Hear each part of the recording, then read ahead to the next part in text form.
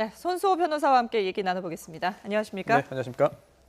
자, 내일 오전 10시 이제 검찰이 구치소로 박 전 대통령을 방문 조사를 하게 되는데 사실 지난번 검찰 소환 조사 때 뭐 준비했던 질문은 다 했다라고 했던 검찰 내일은 어떤 수사를 하게 될까요? 네, 구속이라는 것 자체가 수사를 좀 더 효율적으로 열심히 잘하기 위해서 하는 그런 절차거든요. 예. 그러다 보니까 이제 박근혜 전 대통령이 구속됐기 때문에 본격적으로 좀 더 시간을 많이 들여서 조사를 할 수 있게 된 것 같습니다. 이제 피의자 신문을 더 체계적으로 할 수 있을 것으로 보이는데요. 네.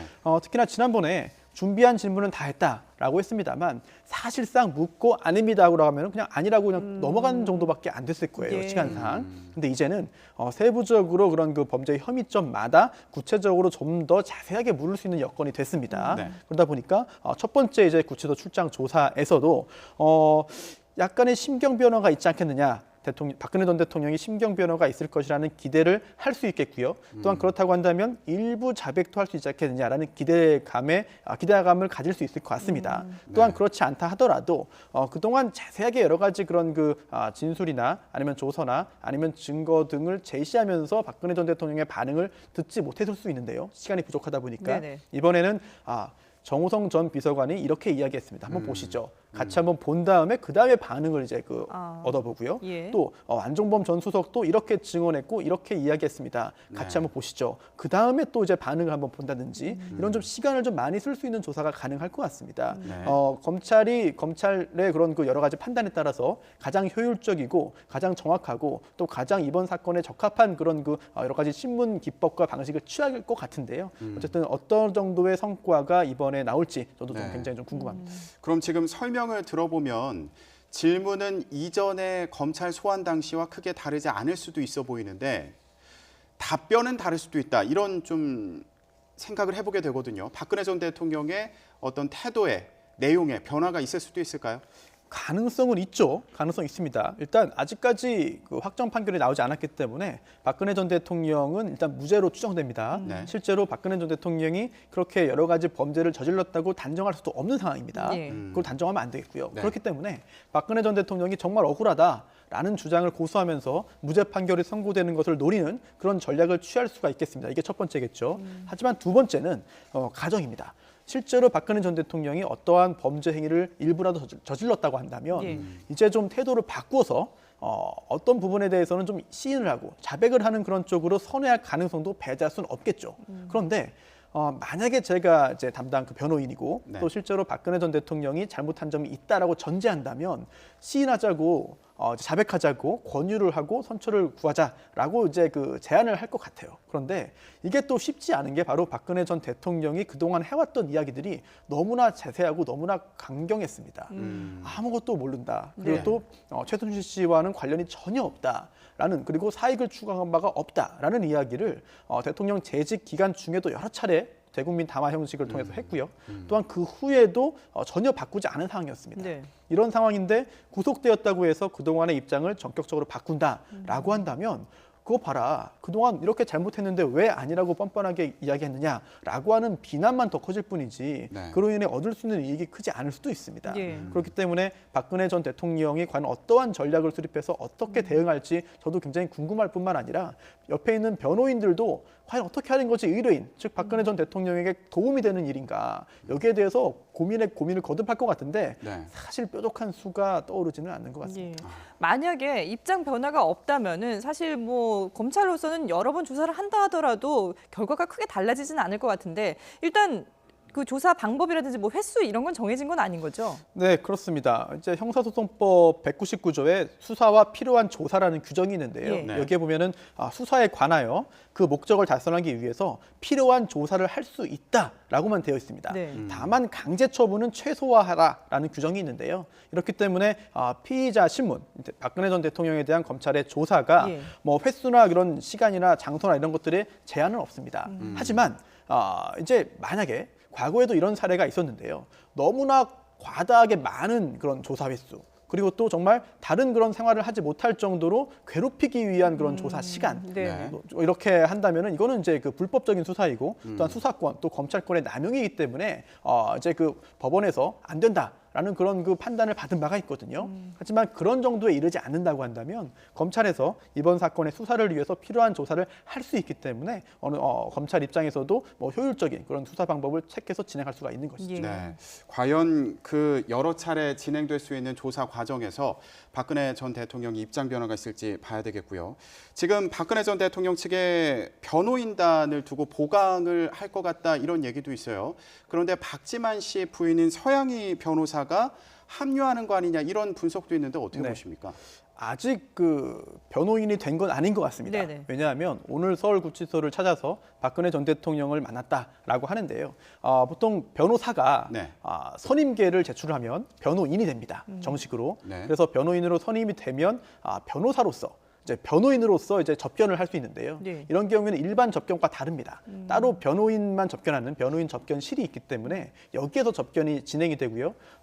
이제 식사 시간이나 아니면은 아침에 그리고 저녁 시간을 제외한 일과 시간에는 자유롭게 접견이 가능한데 하지만 오늘 서양희 변호사는 변호인으로서 접견한 게 아닌 것 같습니다. 예. 왜냐하면은 일반 접견을 했고요. 네. 하루에 누구든지 간에 관계없이 이제 그 한 차례 10분 동안 할 수 있는 그런 일반 접견, 면회라고도 부르는데요. 일반 접견을 한 것이기 때문에 아직까지 선임계가 제출돼서 정식 변호인이 된 건 아닌 것 같아요. 예. 하지만 서양희 변호사가 선임계만 제출한다면 박근혜 전 대통령과 상의해서 얼마든지 변호인이 될 수 있고 그 후에는 오히려 지금까지의 다른 변호인들보다도 좀 더 적극적인 변론에 관여할 수 있다라는 관측이 나오고 있는데요. 네. 하지만 또 이런 점도 봐야 될 것 같습니다. 보통 너무 가까운 변호사나 아니면은 그 친척 변호사가 오히려 선택을 못 받는 경우도 있어요. 왜냐하면 본인의 어떤 여러 가지 그런 그 내부적인 아주 그 세밀한 뭐 점 아니면 네. 감추고 싶은 점까지 다 드러나야 되기 때문에 네. 오히려 선호하지 않는 경우도 있습니다. 따라서 서양희 변호사가 이제 굉장히 가까운 관계이긴 합니다만 네. 촌수로 따지면 예. 하지만 그동안의 어떤 그 왕래라든지 관계를 볼 때 과연 그렇게 가까운 사이냐 그렇겠느냐라는 점에 대해서도 약간 좀 의문이 들거든요. 네. 따라서 서양희 변호사가 만약에 변호인 선임계를 내고 정식으로 합류한다고 한다면 이 부분은 그 박지만 씨와 또 박근혜 전 대통령 사이 어떤 그 화합이라든지 화해의 측면으로도 볼 수 있겠습니다만 현재로서는 그렇게 진행될 수 있을 것인지 가늠할 수 없겠고요. 네. 또한 또 유영하 변호사나 손범규 변호사처럼 그동안 굉장히 긴 시간 동안 근접해서 가장 밀착해서 변호 활동을 했던 변호사들과의 조율도 필요합니다. 만약에 서양희 변호사가 전격적으로 합류한다면 기존의 변호사들 입장에서는 우리가 이제 선택을 못 받는 거 아니냐. 네. 그동안의 우리의 변호 활동이 적합하지 못하다고 박근혜 전 대통령이 판단한 거 아니냐라는 생각을 할 수도 있거든요. 예. 여러 변호사가 워낙 많기 때문에 이 변호사 사이에서의 어떤 그 알력이 생기지 않도록 조율하는 것도 의뢰인인 박근혜 전 대통령이 해야 될 일 중에 하나인 것 같습니다. 예. 네. 근데 오늘 서양희 변호사는 가족의 입장으로 일반 접견을 했다면 신동 총재도 오늘 구치소를 찾아갔는데 왜 못 만났을까요? 이게 일반 접견이요. 예. 그 하루에 한 번이라고 돼 있는데 이 하루에 한 번이라는 게 모든 사람이 한 번 만날 수 있는 거고 하루에 두 번이 안 된다가 아니라요. 네. 모든 일반인들을 통틀어서 한 번입니다. 그러다 보니까 박근혜 전 네. 대통령이 일반인과 만날 수 있는 네, 하루에 횟수가 한 한 번인 거죠. 예, 하루에 한 번입니다. 예. 그래서 서양희 변호사를 이제 그 일반 접견했기 아. 때문에 다른 사람은 안 되는 것이고요. 예. 따라서 이제 보통 이런 경우가 있죠. 중요한 사람을 만나기로 했으면은 다른 사람이 먼저 와서 면회 신청을 해도 안 만나는 경우가 있습니다. 네. 따라서 신동욱 총재 같은 경우에는 오늘 그러한 일반인이기 때문에 순번에서 밀려서 이제 그 박근혜 전 대통령이 이제 선택을 하지 않았거나 네. 아니면은 너무 늦게 와가지고 만나지 못한 것이 아닌가 생각이 그 듭니다. 혹시 변호인이 들어갈 때 변호인 접견은 얼마든지 가능하잖아요. 네네. 횟수에 상관없이 이때 같이 들어가거나 뭐 이런 건 안 되나요? 그렇지는 않고요. 아. 네, 뭐 특별 접견, 특별 면회 같은 게 있을지는 모르겠습니다만 예. 일단 변호사가 변호인 접견할 때 일반인 변호사가 아닌 비변호인이 같이 들어가서 할 수는 없습니다. 그렇군요. 네. 신동욱 총재가 다음에 찾아왔을 때는 만날 수 있을지 좀 그러게요. 봐야겠네요.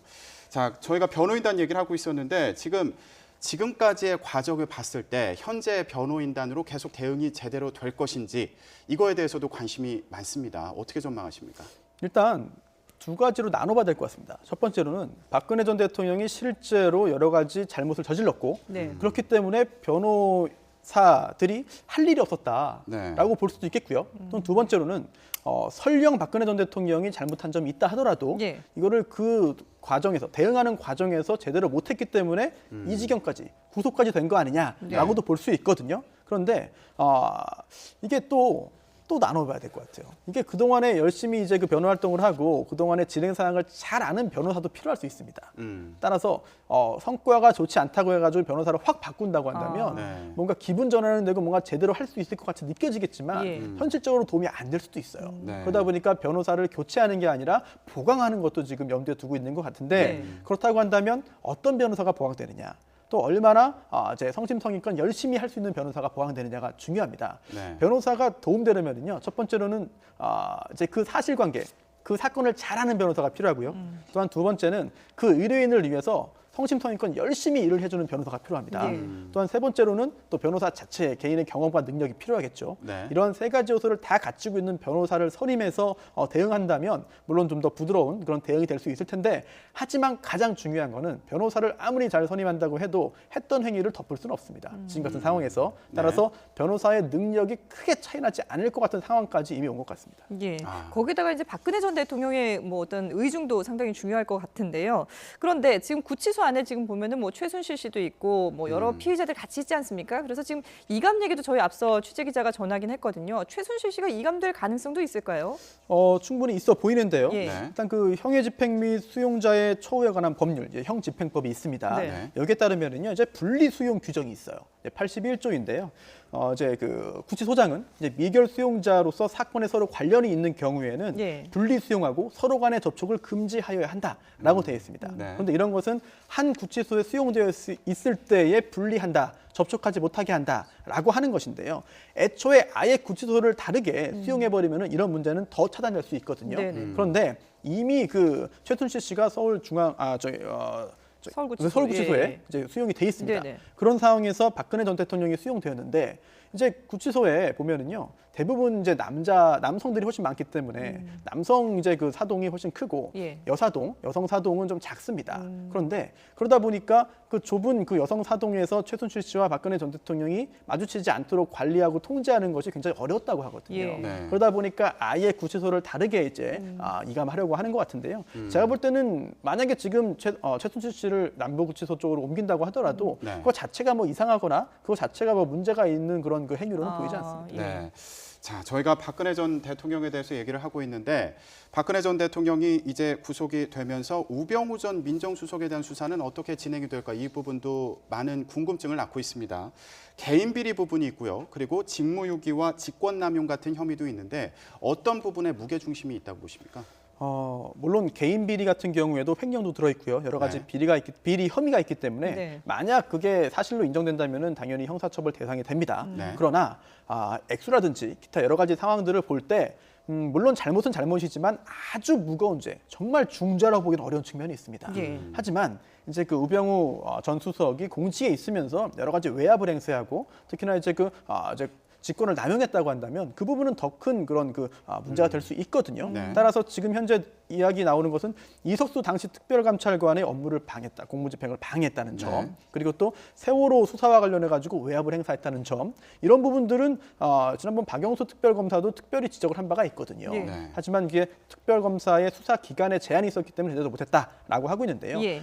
이번에 그 검찰에서도 이런 개인 비리도 물론 중요한 부분이고 파헤쳐야 되겠습니다만 그 이외에 공직자로서 행했던, 공직에 있으면서 행했던 부분에 대해서 보다 무게중심을 두지 않을까라는 예상입니다. 예. 사실 이번 최순실 게이트가 터졌을 때 민정수석으로서 박근혜 전 대통령에게 법률적인 자문을 해줬던 우 전 수석인데 6일 오전 9시 반에 나올 때 과연 자신의 어떤 혐의라든지 이런 부분에 대해서는 어떤 전략을 세우고 나올까요? 일단은 지난번에도 조사를 받았죠. 예, 특검에서 한번 받았죠. 피의자 신문을 받았고요. 그리고 그다음에 구속영장이 청구되었습니다만 기각되었습니다. 그렇죠. 그러다 보니 현재로서는 이제 우병우 전 수석 같은 경우에는 지금까지는 문제가 없다. 또한 잘 방어할 수 있을 것이다라고 생각을 할 수 있을 것 같거든요. 그래서 그동안의 그런 대응 기조가 많이 바뀌지는 않을 것 같고요. 네. 다만 이제 그 세월호 수사 외압 관련해서 네. 이번에 검찰에서 그동안 특검에서도 제대로 하지 못했던 부분들을 진행을 했다고 합니다. 그게 뭐냐면 이제 그 민정수석실에 파견되었던 검사라든지 기타 우병우 전 수석과 함께 업무를 했던 또한 우병우 전 수석이 일을 할 때 여러 가지 사실들을 알고 있을 것으로 보이는 검사들에 대해서 이번에 검찰이 이제 조사를 했다고 하거든요. 예. 그 과정에서 뭔가 그동안 드러나지 않았던 증언 진술들이 나왔거나 아니면 사실관계가 파악됐다고 한다면 이 부분은 우병우 전 수석이 대응하기 곤란할 수도 있습니다. 네. 검찰에서는 아마 이러한 부분에 좀 집중을 해서 그동안 네. 이제 수사 전략을 세우지 않을까 그렇게 짐작이 됩니다. 예, 네. 알겠습니다. 지금까지 검찰 수사와 관련해서 손수호 변호사와 얘기 나눠봤습니다. 잘 들었습니다. 네, 감사합니다.